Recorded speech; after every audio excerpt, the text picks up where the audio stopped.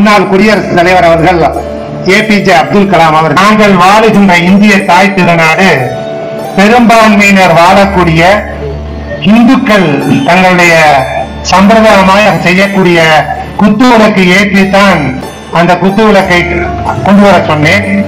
அந்த குத்து விளக்கை ஏற்றுவதற்கு எங்கள் நாட்டிலே வசிக்கக்கூடிய கிறிஸ்துவர்கள் பயன்படுத்துகின்ற புனிதமாக பயன்படுத்தக்கூடிய மெழுகுவர்த்தியை பயன்படுத்தி இந்த குத்து விளக்கை ஏற்றிய நான் ஒரு இஸ்லாமியன்.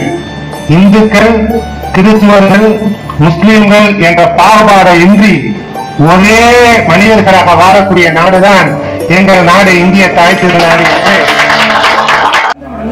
வருவோம்னு சொல்லி ஒரு தடவை வந்தேன். அதுக்கப்புறம் நான் மதுரை பக்கமே போறதில்லை.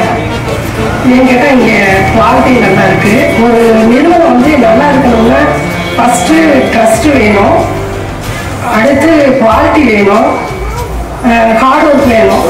இங்கே வந்து எல்லாமே இருந்த மாதிரி எனக்கு தோணுச்சு.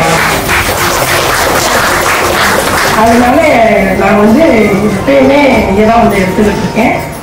சொன்னாங்க லோக்கல்ல எடுக்கிற கொஞ்சம் குவாலிட்டி கம்மியா இருக்கும் அப்படின்னு மாதிரி சொன்னாங்க. எனக்கு இந்த கையில பிடிச்சு எடுக்க ஆரம்பிச்சேன். சரி ஒரு தடவை செக் பண்ணுவாங்க. சிங்கப்பூர் போயிருந்தேன். அப்படி அங்கேயும் செக் பண்ணேன். இதனால குவாலிட்டி பக்கவா இருந்தது. சிங்கப்பூர் நகைக்கு ஈக்குவலாவே இந்த நகை கடையோட குவாலிட்டி நல்லா இருந்தது. அதனால இங்க எடுக்க ஆரம்பிச்சிட்டேன். இந்த கடையோட ராசியனும் நிறைய நகைகளும் சேரவும் ஆரம்பிச்சிச்சு.